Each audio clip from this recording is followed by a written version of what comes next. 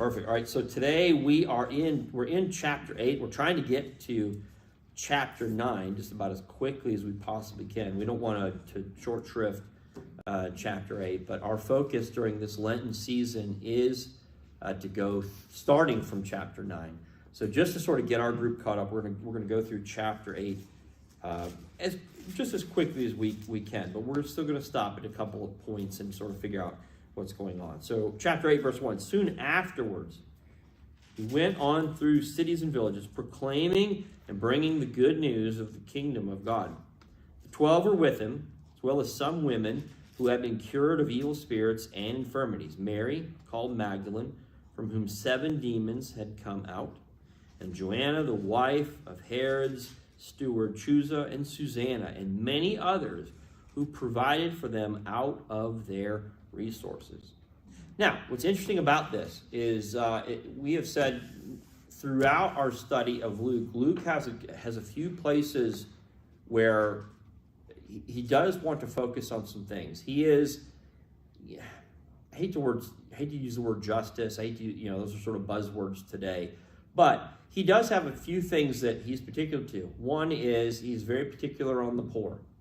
Okay, and as we have sort of seen the last couple of weeks, he makes us very uncomfortable in terms of, hey, this is something you've got to do. You have to do this. You have to address this issue. The other thing, one of the other areas that he focuses on and he tries to shine a light on is the role of women. He tries very much so to shine a light on the role of women in the gospel. Not that the others don't, but he really does focus it. So even in this little quick passage, hey, yes, the 12 are there, and they're doing this, and that. But these other important women are here helping. And so, he mentions them by name. Mary and Joanna, the wife. Now he says, Joanna, the wife of Herod's steward, and Chuza and Susanna, and many others who provided for them out of their resources. So it is not just women. I would say that, the ones that we're familiar with, we're probably familiar with Mary, Martha, obviously Mary, Jesus' mother, Mary, but we may not be familiar with all these. What Luke is mentioning, not only is it women, but like for this lady Joanna, she is the wife of Herod's steward. And she has means. She has resources. This is not just, everyday run-of-the-mill people. He mentions this, and perhaps his reader would know who these people are. Okay? So it's not just, oh yeah, he's got 12 guys and 4 girls, and they're no. These are important people. These are diplomats. These are, people with finances in their family. I was going to say oligarch, but that's taken on a bad term over the last few weeks. You can't say oligarch now. If you're an oligarch, they're going to take all your stuff. If you have a boat, they're going to take it. But what he's trying to say is this is sort of the financial network. If you sort of want, like, how did Jesus do this? How did Jesus travel? There was a lot of it was, it was probably a system where Jesus had people go on ahead. Like, I'm going to go into Capernaum tomorrow, and so he might send 1 or 2 people ahead of him to make preparations. Our master's coming in this evening. We need somewhere for him to stay. The idea of Middle Eastern hospitality comes into play. I won't say it was a lot easier, but it kind of was. I mean, you could, if you knew somebody in that town, you could figure that out. But even if you didn't know somebody in town, there were rules that said if someone knocks on your door, you have to show them hospitality. It was just kind of expected. Can we stay with you tonight? Absolutely. Right? It'd be kind of interesting if there's somebody who knocks on your door and says, "Hey, smells the dinner cooking. Can we come on in?" And like, yeah, sure, you can stay the night. Which would be sort of what they would do. There were just sort of the rules and expectations of hospitality. We see somebody come in and we're like, what are they doing? Okay. I heard a comedian years ago, he was talking about the difference that, 25 years ago, if you had a friend driving through your neighborhood, they would stop. And they would stop and they would come up to your door, and your mom would usually have something. Oh, this is for company. Don't eat the candy. That's for company. Okay? They have all this stuff sort of set to the side. They ring the doorbell. Everybody gets all excited. The kid comes streaking across the floor in his socks, sliding. He's waiting to come in, and everybody gets all excited. Nowadays, if someone rings your doorbell unexpectedly, if you didn't send a text message or if you didn't call ahead, like if they're just ringing your doorbell, like everybody's like, what? Why are they here? And they look at the window. Like, don't say anything. Maybe they'll go away. Just act like you're not here. Shh, shh, shh. And it's just very different. But yeah, years ago, there was stuff that your mom had expect, like, hey, this is for just in case someone shows up. And we don't really have a whole lot of that now. But this is sort of one of the things that Jesus, this is how this ministry was financed. I mean, just the idea of travel, just the idea of feeding 12 guys. Okay, now we know that there's more than 12 disciples. I mean, in a little bit, we're going to see Jesus sends out 70 of his followers. So that number fluctuates from anywhere from like 70 to 150 of Jesus' disciples. And so we're just walking around, and these guys got to eat. They're not necessarily going back to the job or anything like that. And so what we sort of know historically is that this was the situation that sort of kept everything going. This kept everything flowing. They sort of financed the ministry. So, verse 4, when a great crowd gathered and people from town after town came to him, he said in a parable, a sower went out to sow his seeds, and as he sowed, some fell on the path that was trampled on, and the birds of the air ate it up. Some fell on the rock, and as it grew up, it withered for lack of moisture. Some fell among thorns, and thorns grew with it and choked it. Some fell into good soil, and when it grew, it produced 100-fold. And as he said this, he called out, let anyone with ears to hear listen. Then his disciples asked him what this parable meant. Okay, now, this is a familiar parable. There's a version of this in both Matthew and Luke, so we're pretty confident. I mean, this was probably a popular saying, probably an often repeated saying of Jesus. The disciples asked us, you're probably familiar with this. I remember when I was in Sunday school, just looking at the flannel graph. Okay, you remember the flannel graph?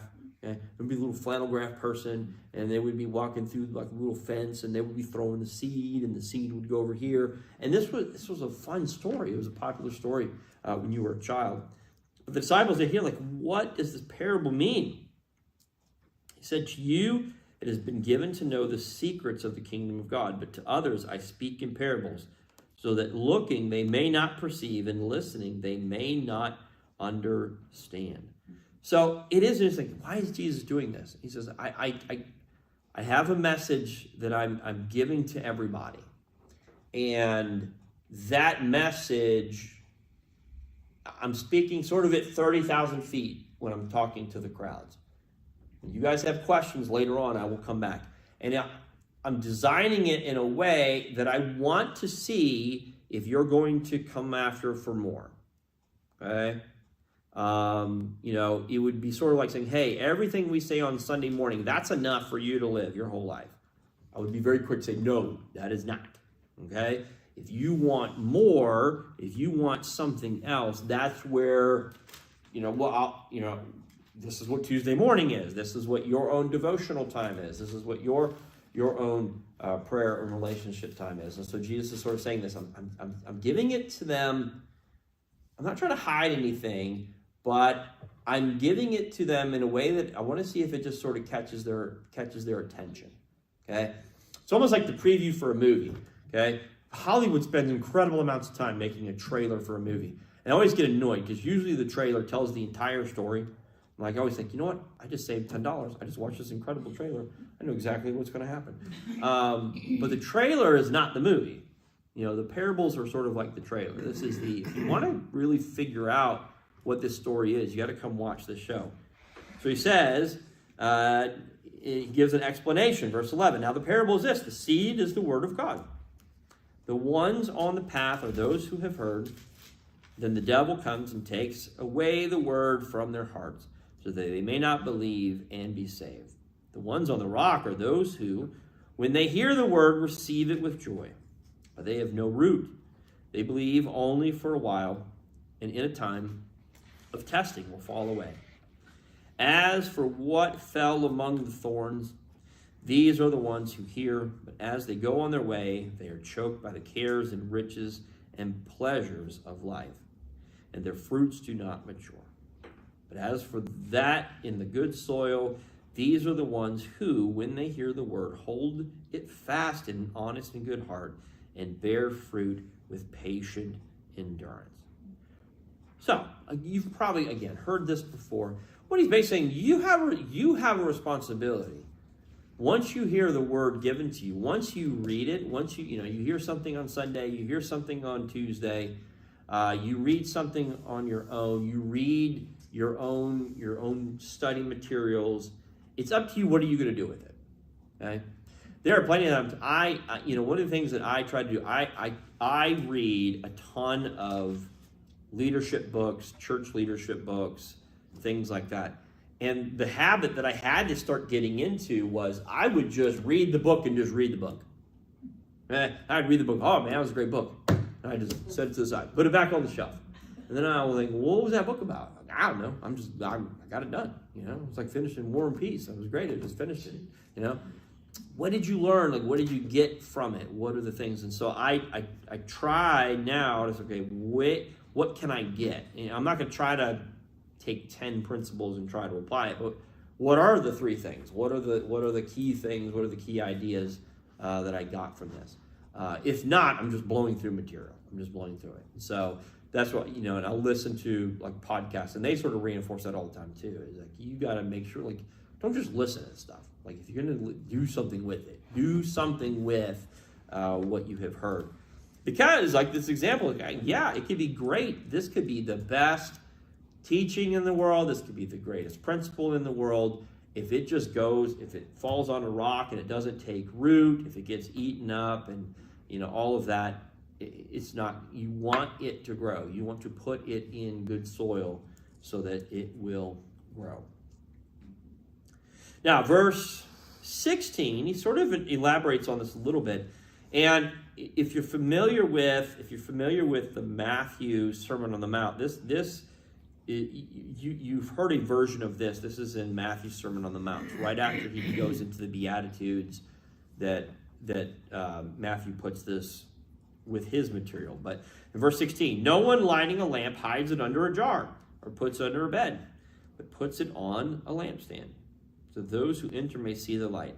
For nothing is hidden that will not be disclosed, nor anything secret that will not be, for anything is not secret that will not become known and come to light. Then pay attention to how you listen. For to those who have, more will be given, and from those who do not have, even when they seem to have will be taken away. Now, Luke's sort of connecting this parable to what he just said in the parable of the seed. In Matthew's version, he talks like, hey, if you light a light, you don't hide it under a bushel. You put it on, you put it at the, put it on the top of something. A city on a hill cannot be hidden. That kind of thing. Let your light shine. And he takes his light shine and he connects it to the salt idea. What Luke is saying, he's saying this light. It's like light's gonna. The more light you have, you're going to also. There's going to be more coming your way. So he puts a lot of responsibility on it. It's not just keep your light lit and don't let it go out. No, that light is staying lit, but it's also, it's going to move you towards more. That light, Matthew's suggestion on the light is more like a witness. I want people to see what I have. I want people to see that I have this light. Luke's sort of turning those words a little bit to say, yes, that light is for everyone to see, but it's also to guide you. That light is to guide you. It's not just, hey, I have the light. You don't have the light. Well, it's really sort of to light your path.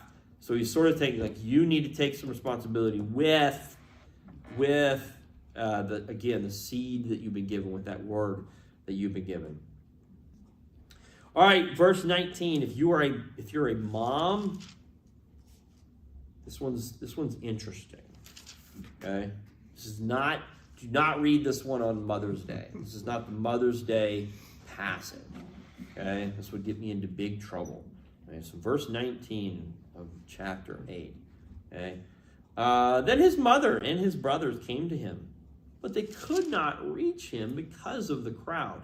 Now again, we're talking about every day. Jesus probably has somewhere between 1,500 to 2,000 people, or upwards, just around all the time. Okay. That was just a given. So it could be understandable. Yeah, his mother and his brothers were trying to get through.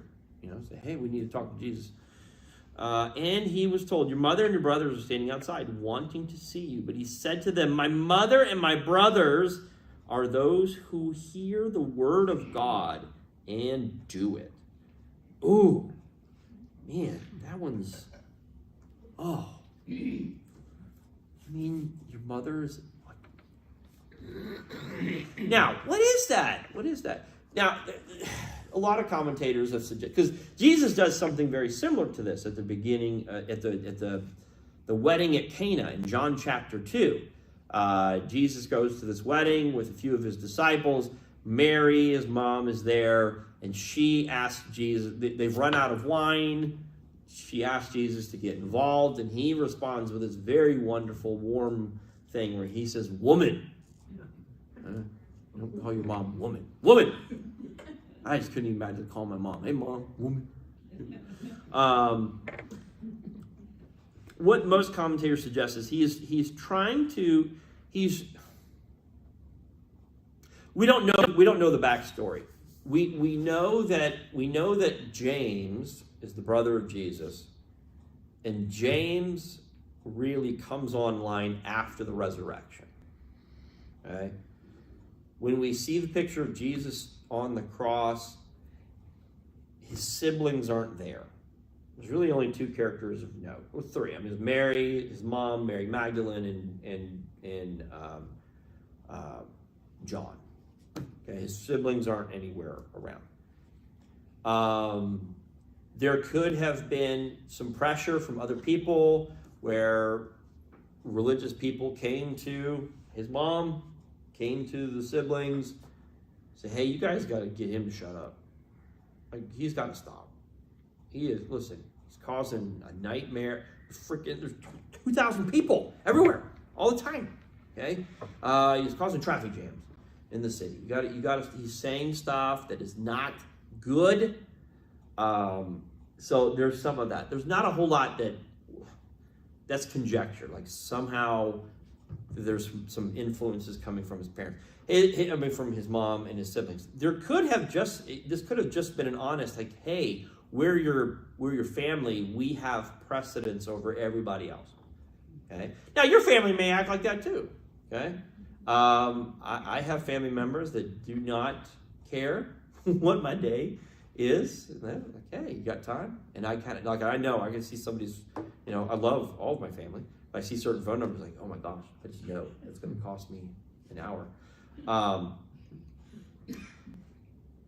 But there's probably a sense that maybe his mom at the time, we kind of like, because Mary is sort of the hero at the beginning. I mean, it says in the very first few chapters of Luke chapter 2 especially, Mary took all these things, she pondered them in her heart. She had that beautiful, the Magnificat in the first few chapters. The brothers, the siblings, we don't know how many siblings. We know James. We assume there's other siblings. I mean, obviously it says it here. We don't know how many. We don't know where Joseph is. We have assumed that he's passed away.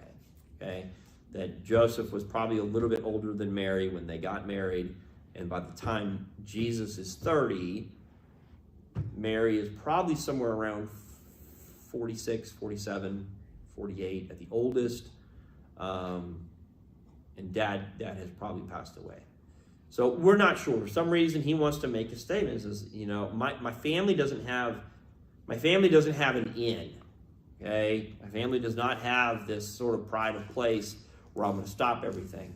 Whether they were going to try to prevent him from doing something or not, he's simply making a statement here.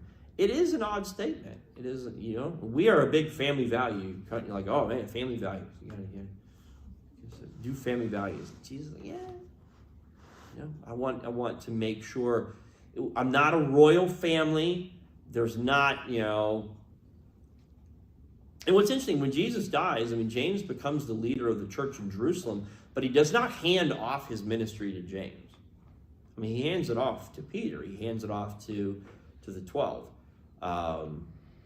So James is obviously an important figure, but he doesn't really roll up with the, hey, yeah, I'm the brother of Jesus. I'm second in command. I know, he was the older one, but I'm the one that knows what's going on. No. So there is some harshness to it. There is, Jesus is just very, very clear. As we get into chapter 9, and we get to that verse that we talked about on Sunday, where Jesus sets his face towards Jerusalem, there may have been an attempt to say, hey, stop now. We know where this story is going. And Jesus does know where this story is going, and he's kind of made it clear. This is where the story is going. Okay? If I said something, listen, I am just bound and determined. I'm going to go do this. I am going to go do this thing. And you all know, no, that's bad. That is a bad choice. That is a bad choice. I've heard all kinds of stories of people who have there are Americans who have volunteered to fight in Ukraine. And they're flying over there. They're trying their best to get over the border. And they've brought their weapons. And they're trying to turn those folks aside. Okay? If I just showed up and, hey guys, listen, I felt inspired. That Zelensky guy, he's amazing. I'm going to go fight. A lot of you say, David, that's... Now, if I've set my face towards it, probably not a whole lot anybody can do other than he's weird. But there may be a sense that we're trying to sort of we see where this thing's going. This thing's not going well, or at least in our mind, it's not going well. So they may have tried to stop him. He may have been trying to distance himself. That's his earthly family. He's about his Heavenly Father's business. Possibly. And there's also reality, he could be just trying to protect him. There would have been a sense like, we need to get everybody. We need to get all of his disciples. Who's his mom? Who's his family? Where did this guy come from? There could have been some of that. So, but overall, when you read it, you're like, man, that is harsh. That is a harsh way to say that. But all right, verse 22. One day he got into a boat with his disciples. He said, let us go across to the other side of the lake. This is one of my favorite stories. There's three versions of this story. Mark has a version, Luke has a version, Matthew has a version. And they all kind of point to the same thing. They sort of nuance it all a little bit differently. One day he got into a boat with his disciples. He said to them, let us go across to the other side of the lake. So they put out. And while they were sailing, he fell asleep. A windstorm swept down on the lake, and the boat was filling with water. Now, this is the Sea of Galilee. What's interesting about the Sea of Galilee is this is a natural phenomenon. The way it is sort of situated geographically, you could have a storm come up very quickly. And it would, if you were out past a certain point, you would be struggling. Most people did not cross the lake. The lake, on the other side of the lake, was Gentile territory.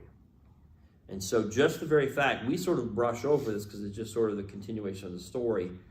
One day, when he says to his disciples, let us go across the other side of the lake, no one says anything because they're kind of scared. The other side of the lake is where the boogeyman lives. The other side of the lake is where bad things happen. That is where the Gentiles live. That's where the Gentiles live. These godless Gentiles. Okay, they're going over to what's called the Decapolis. There's 10 cities in the Decapolis, and we should not be doing this. We should be staying on this side. This is the Jewish side.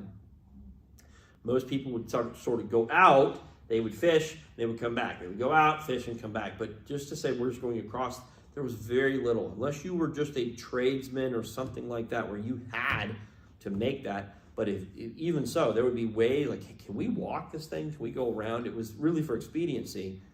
But they just did not have the boats that we have today. I mean, they didn't have the boats that they had hundreds of years later. I mean, these were very big fishing boats. So it's not like a big ship. It would be like a big, it would be like almost like a pirate ship. That's sort of like a small pirate ship, like half of a pirate ship. It would have sails and all of that, but usually it would be sort of an open. You wouldn't have a whole lot of decks and things like that. It would usually be one, maybe two layers, but it was just not a huge thing. We're still going across the lake. Now, when we think of lake, I mean, we think of these little small things. I mean, you almost, not like Great Lakes, I guess. I mean, maybe like the Lake Erie or something like that. If you've ever been up to the Great Lakes, you know, that don't look like no lake. I mean, that's a lot of water, okay? But they're crossing. They kind of know how to get there, but they're worried from the get-go. So Jesus has fallen asleep. They went to him and woke him up, shouting, verse 24, Master, Master, we are perishing. Okay, and we woke up. They're probably annoyed that they said, let's go over to the other side of the lake. And they're all worried. I mean, they're looking for sea monsters. They're just superstitious. They're just looking for anything. I mean, we should not be going here. Okay? And Jesus fell asleep. So probably annoyed at that. Like, oh my goodness. How do you fall asleep? We're going over to the bad part of town. Like, why are, that's not good. And he woke up and he rebuked the wind and the raging waves. They ceased, and there was a calm. He said to them, where is your faith? They were afraid and amazed and said to one another, who then is this that he commands even the winds and the water, and they obey him? So you've heard parts of this. There's a couple of versions of this story. One obviously is there's the storm that Jesus walks on the water out. Asks Peter. Peter says, "Can I come out with you?" So that's one version. So there's a couple of different versions. One is this either happened once and there's a couple of different versions of the story, or what's probably most likely is Jesus makes this trip frequently, which probably upsets the disciples greatly. Like, we constantly feel like we're going across the lake. You feel like we're going here all the time. So then they arrived at the country of the Gerasenes, which is opposite Galilee. He stepped out on the land. A man of the city who had demons met him. For a long time he had worn no clothes, and he did not live in a house, but in the tombs. Okay? Wow! This is why you don't drive downtown. This is why you don't go to the big city. This is why you don't go to New York. I remember when I was in high school, we went to New York City, and my youth pastor used to take us over. He took us to New York City, he took us to Fort Lauderdale, he took us overseas to London. I mean, we went all places. So we spent a week at David Wilkerson's downtown New York mission, which is extremely famous. It's just a powerful place. If you ever remember the old 60s and 70s story, The Cross and the Switchblade, that was sort of the classic story but out of that work, the Wilkerson thing, it's just an amazing thing. And we went there and we saw crazy people. We saw odd things. And we were told very specifically, hey, we're walking down the street, got to be with somebody, don't look up, because that's obvious. If you look up and you're like, oh my gosh, these buildings, look at, everybody knows you're a tourist if you're looking up. And I remember we were standing we're actually going in the Hard Rock Cafe in New York. We were standing there, and this dude came up and said, does anyone know what a dojo is? Now, I had just seen Karate Kid, okay? And I, being the smart 16-year-old that I was, I said, well, I knew. I did know what a dojo is. That's where if you're a karate person, you go train.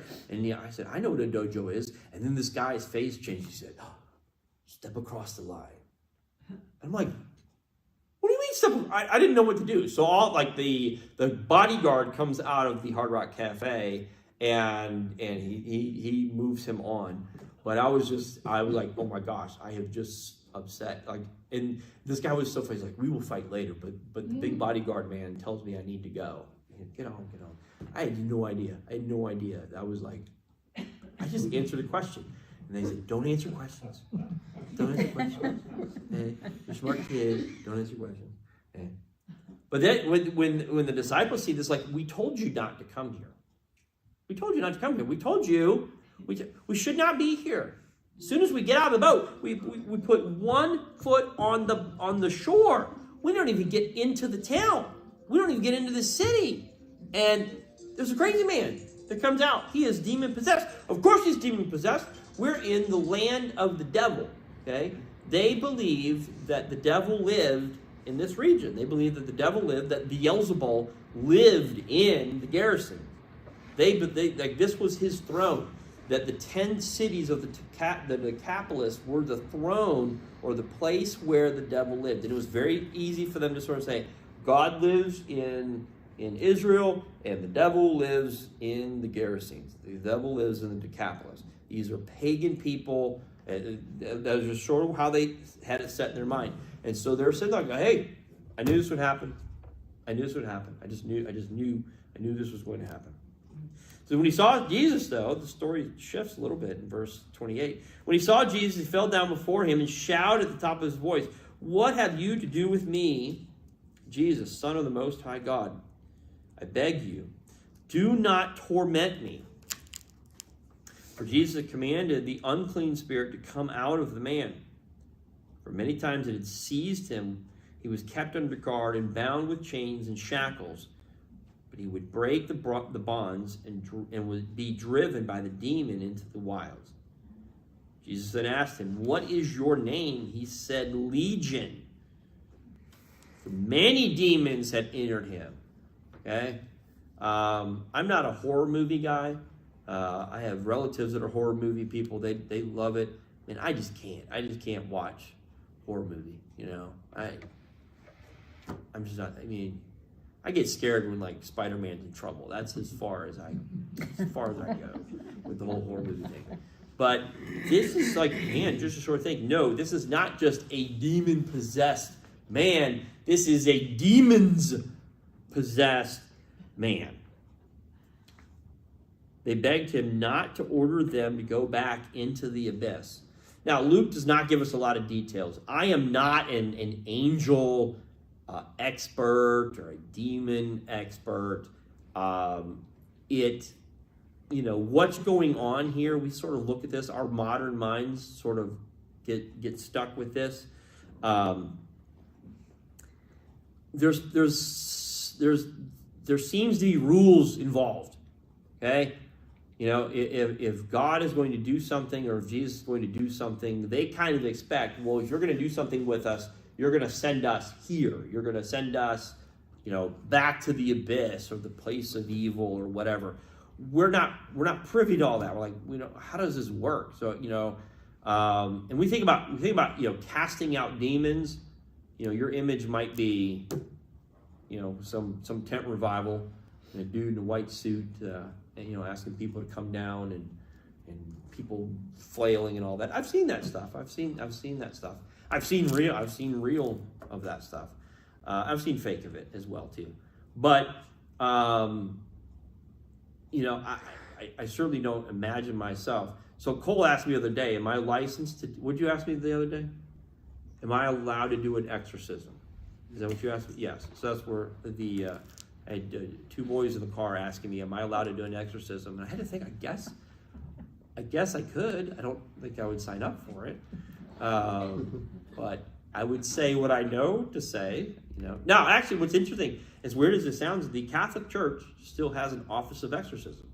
They still have this is an official part of the Catholic Church. And they go through a whole process. They go through this whole thing where, if someone comes and says, hey, there is a person we believe they're demon-possessed, they will bring them through. They'll bring doctors in. They will bring people to examine. Is this person bipolar? Is this person schizophrenic? Is this person, alternative identity disorder, all those different, they sort of go through all this. Should it, is it just something that can be medicated? Are they, just something else. Once they have determined, they have gone through every possible thing, and this is a demon-possessed person, they will go through with an exorcism. So it's a fascinating world. I don't get into it a whole lot because there's some dark places in all of that I don't want to get into all of it. But the reality is that they believe it's real. Jesus believes it's real, and there's rules apparently that they think he's going to send them back to the abyss. So they're begging, please don't send us back to the abyss. Okay. This is verse 32. Now on the hillside, a large herd of swine was feeding, and the demons begged Jesus to let them enter these. So he gave them permission, and the demons came out of the man and entered the swine, and the herd rushed down the steep bank into the lake and was drowned. Wow, could you just imagine watching that? Just that whole scene. When the swineherd saw what had happened, they ran off and told the people in the city and in the country. Then people came. So when the swineherd, so these are shepherds, okay? The only thing worse than a shepherd is a swineherd. I mean, you have to take care of little cute, fluffy sheep and take care of all these pigs. Okay? So the swineherd, he runs back into town. They run back into town because, first of all, they have just lost. Matthew tells, Luke doesn't give us the number. In Matthew's gospel, it's about 2,000 pigs that have been lost. Okay, so these guys are running as fast as they can and say, listen, we did not lose your pigs. This dude comes in, and Johnny, the demon-possessed guy, he's over here, and all of a sudden they said something, and we heard these weird voices, demon-possessed something, and all of a sudden the demons leave this dude, and all of a sudden these pigs start running. I mean, that's just massive chaos, just all kinds of crazy stuff. So these guys, first of all, they want to make sure they don't get in trouble. That we just not just to lose, that's a lot of bacon that just went into the water. And we don't want to get in trouble for that. So the people came out and they saw to see what had happened. And when they came to Jesus, they found the man from whom the demons had gone out sitting at the feet of Jesus, clothed and in his right mind. And they were afraid. Those who had seen it told them how the one who had been possessed by demons had been healed. Then all the people of the surrounding country of the Gerasenes asked Jesus to leave them, for they were seized with great fear. So he got into the boat and returned. Now I want you to pay attention to this, okay? This is the whole reason that Jesus crossed the lake. This is why he came over here. This whole story. Like you would think, at least the disciples thought, well, we're going over there. We are going somewhere. We're not sure where we're going. And even before we get there, this demon-possessed man comes out. This whole story is why Jesus comes over. He comes over. He has this encounter with this person. He's healed. He's put back in his right mind. The demon is driven out. The people come. They're afraid. They tell him to leave. And he leaves. He doesn't say, my apologies. We were going to go over here and go do this other thing. Or we were on our way to go. No, this is okay, I'm good. I'm good to leave. Because this is why he comes over. This is why he leaves. So he got in the boat and returned. The man from whom the demons had gone begged him that he might be with him. But Jesus sent him away, saying, return to your home and declare how much God has done for you. So he went away proclaiming throughout the city how much Jesus had done for him. Now, when Jesus returned, now this is what's amazing. Luke compresses this a little bit. In Matthew's gospel and in Mark's gospel, when you have this story, Jesus goes away for a little bit. You read a few chapters, and then when he comes back, there's all these people waiting for him. Luke takes out sort of the middle part and sort of pushes it all together. This guy leaves, Jesus leaves. This guy says, hey, I want to go with you. I want to go with you. She says, no, I don't want you to go with me. You don't need to go with me. But what I do want you to do is I want you to stay here. I want you to tell your family. I want you to tell your friends. I want you to tell everyone. I want you to go back into the city, return to your home, declare how much that God has done for you. Okay? And he does it. He does it. He tells everybody what God has done for him. And think about how embarrassing. Like, man, I had demons inside me. I had demons living inside me. And Jesus comes and he sets me free. And I want to tell you about this. And this man has done such a good job. So when you get to verse 40, there's some time that has elapsed. We're not sure how much time. Again, Luke sort of pushes this all together. But in verse 40, makes it very clear. And when Jesus returned, the crowd welcomed him. Now, the crowd told him to get out last time. Okay, man, you took all of our bacon. Can I have any pork ribs or egg? I mean, no barbecue, nothing. You took all of our pigs. And what was interesting too, the pig is it was an unclean animal. So for the Jews, they didn't eat pork. They still don't. But if you're keeping kosher, so that whole thing had symbolism as well. But now when Jesus returned, the crowd welcomed him, for they were all waiting for him. That's just powerful. Think about that. Now when Jesus returned, the crowd welcomed him, for they're all waiting for him. Why were they all waiting for him? Because this guy did what he was told. This guy did exactly what he was told. I want you to stay here. I want you to go back into the city. I want you to tell people what happened to you. And he did it. So this is not Jesus going back, leaving the place where the man with the demon was and going back to where he came from. So this is he left and then went back over. He left. So yes, but so in between verse 39 and 40, there's some time. Okay, and the only reason we say that is when you read it in Matthew and Luke. When you when you read it in Matthew and Mark. In Mark's version, I think it's in Mark chapter 5. In Matthew's version, what's interesting in Matthew's version, there's two demon-possessed people. So that's like one difference there. But in Matthew's version, Matthew has this same speech with this man. Jesus has the same speech with this man. Jesus gets in the boat and he leaves. He goes back to the other side. Other stuff happens. He goes about his ministry doing other things.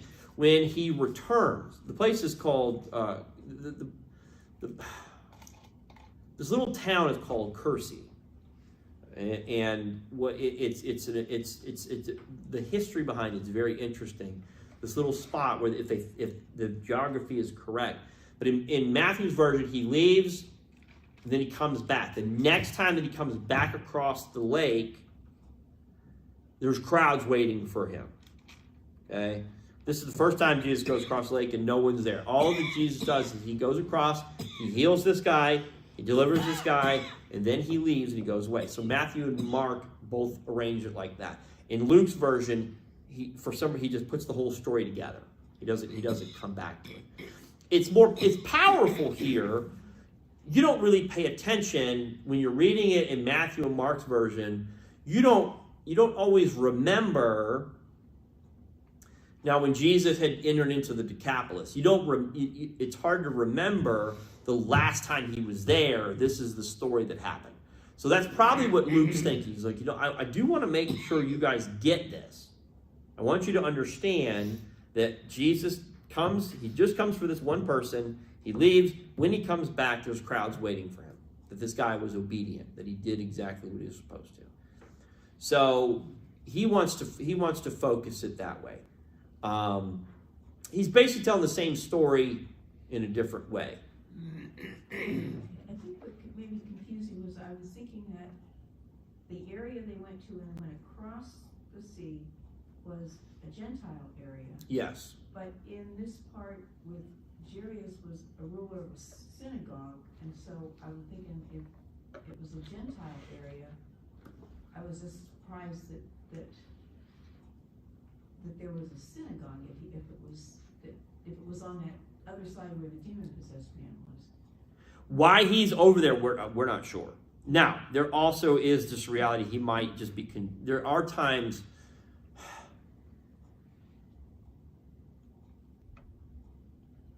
Luke sometimes gets a little slippery with geography. Okay? I don't say that lightly because that makes it sound like, I mean, we're talking about a gospel. Okay, he's arranging in the other gospels. It's much clearer that he's here, then he's here, then he's here. And that makes sense because, what you're saying about the man saying it, it also struck me that most of the time when Jesus does miracles, he tells people, don't tell anybody what happened. Right. And yet, he does the exact opposite. In the Gentile areas, he does this. Yeah. Now, they're here. So what's interesting between 39, 40, and 41? Okay, so first of all, the Gospels aren't written with verses. Okay, these numbers have been added later. Okay, so Luke's not saying like, well, what I want to do in chapter 8. He's not writing chapter 8. Okay, he's not writing verse 40 and 41. He's not putting little numbers on his thing. This is all added later. Okay, what's happening between verse 39, 40, and 41, and your Bible. So my version starts a new paragraph with verse 40. Okay, and I don't, I don't think that's the best place to put the paragraph. Far be it from me. So I studied under one of the men who was on this committee, so I don't want him ever to hear me say that. He was in the Old Testament though, so I can get away with this. But 41 is a different thing. Now, what makes it hard is that Luke does use the phrase just then. Okay, in the Greek, the word is it's suddenly or immediately. Okay, he uses that word. That's probably a misleading word choice. You have this story, and Luke's probably taking this other story and putting it right underneath it. Okay, he's just writing it out. And where the punctuation goes, and this is always what's difficult when you're looking at, like when you look at the Greek text, you would have no punctuation. There's no punctuation, and so you kind of had to know. So I remember one of my first classes in Greek was you would have, not only would you have no punctuation, but there would be times where they would not include all the vowels either. Like in Hebrew, you wouldn't have all the vowels. So you would have this phrase. So he wrote this phrase on the board, and it said, it was spelled Godisnowhere.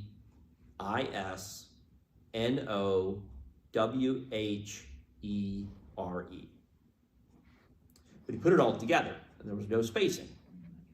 Okay? And he said, what does that say? I mean, it says God is nowhere. Or God is now here. Well, man, how you translate that has incredible theological implications, and that's often the conundrum. Then he rewrote it, and on the board he wrote, this is what translators had to work with. They had to write, it was GDSWHR. And out of that, you have to figure out, okay, where do the vowels go? And where do the spaces go? And all of that. And so the task of the translator is very, very difficult. The paragraphs are they're for us. Okay, they did not write. Writers, the way we think of a paragraph, I mean, when you were taught in English class, well-constructed paragraph, your first sentence, you have 3 supporting ideas, and then your second sentence, unless you're doing conversation, and then you kind of, commas and quotes and all that kind of stuff. We sort of break it off in a different way. We structure things in a certain way. We sometimes impose this. Like we try to think, this is the way we structure writing, so we're going to put that on here. And so we're very thankful for the numbers. We're very, the Bible did not have verses for 600 years. Okay, someone came in and there was a monk that came in and put these in, and we're very helpful. And sometimes they work, sometimes they don't. Sometimes it's in the middle of a paragraph, or at least what we would think is a paragraph. My suggestion is, okay, you've just sandwiched this thing, which the Bible does frequently. There'll be 20 years later, and all of a sudden you're on the next verse. So, but I would say 39 ends the story. 40 is a middle. If I were to take, I would just put all that in the middle, and then 41 puts you back in. Somehow we're back in Jerusalem. So it's either Luke got a little sloppy or hurried, or, to speak more favorably of Luke, it was just sort of a run-on thing. It just keeps going. So, I've said this frequently. Like, the whole first chapter of Mark is one sentence. Okay, it's the worst grammatical thing. When you read it in Greek, like, oh my gosh, he uses an and. Okay? And. It's like the whole first chapter is one sentence. And that may have been like when Matthew and Luke finally get into the whole thing, like, man, this guy needs some work, And they put in some details, a lot of details that Mark leaves out that Matthew and Luke put in. But I would say that's probably what's going on here. Good question. Very good. I have a question. When Go. You said about that herd being like 2,000. Mm-hmm. There have been 2,000 demons in one person, or would it be just a few and it was follow the leader? It could have been. No, I mean, the suggestion is probably, there's probably 2,000. Wow. It's just hard to wrap your mind around. Right. Evil's a hard thing to wrap your mind. We struggle with these stories. And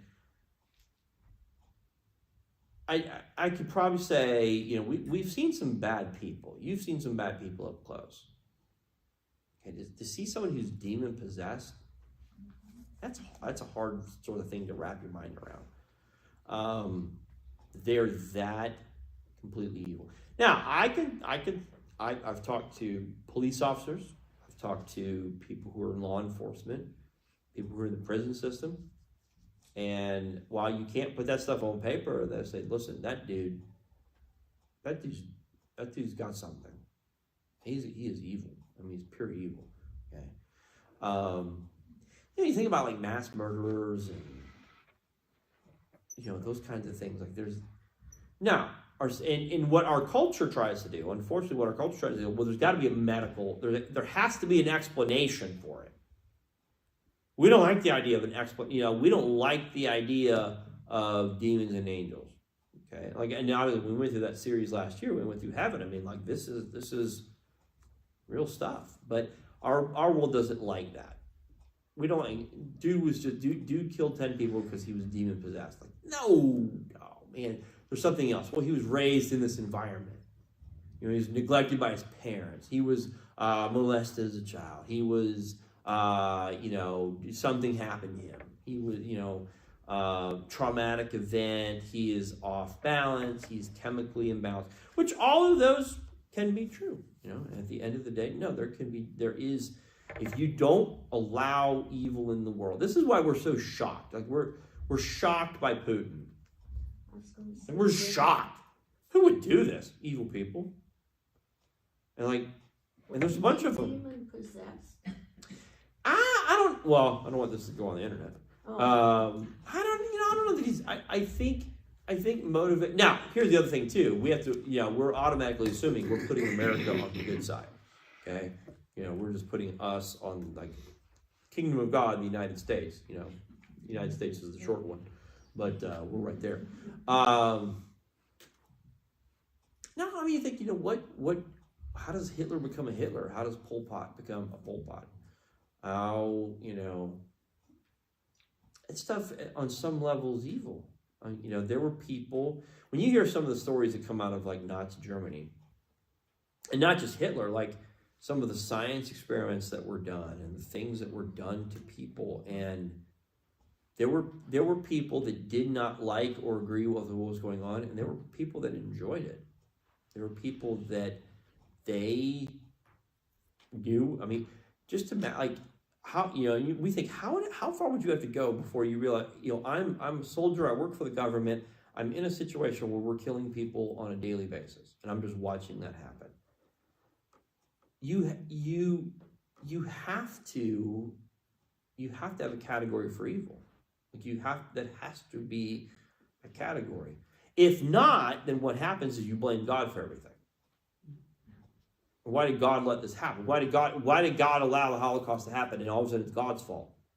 And there's people who do that. Well, he let the Holocaust happen, so God must not have been, No, there is evil. There is evil as well. There is an evil force that is trying to attack us. And for some reason, we don't like that one. For some reason, I can get around, I can believe in an all-knowing, all-powerful being, and he sent his son to die on the cross. But when I start talking about demons, like, whoa. Listen, buddy, we're not going into crazy town. Like, that first part's pretty crazy town, too. If you want to put those on the same scale.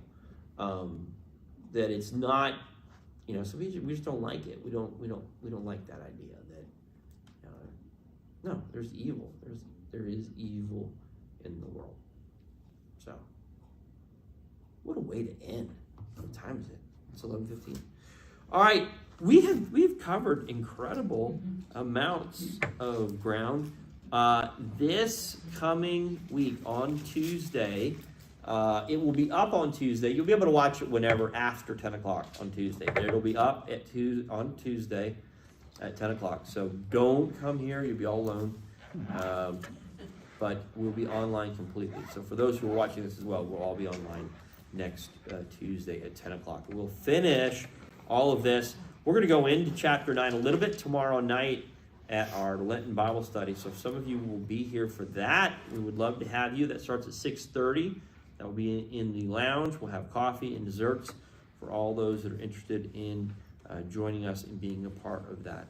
So we'll see you either tomorrow night or we'll see you online next Tuesday. So reach the virtual hand of the person next to you. May the Lord watch between me and thee while we're absent one from the other. Amen. Very good. All right, Cole Bucket, you can turn us off. Ladies and gentlemen, our cameraman today.